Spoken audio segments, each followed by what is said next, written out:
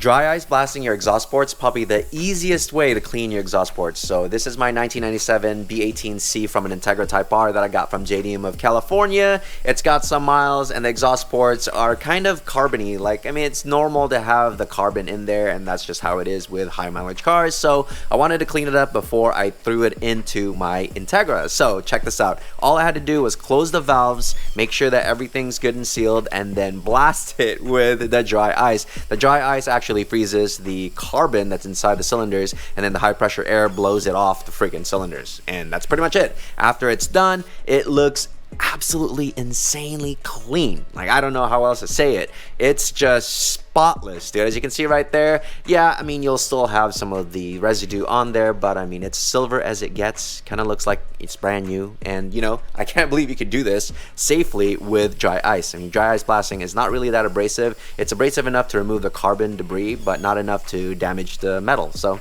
there you go.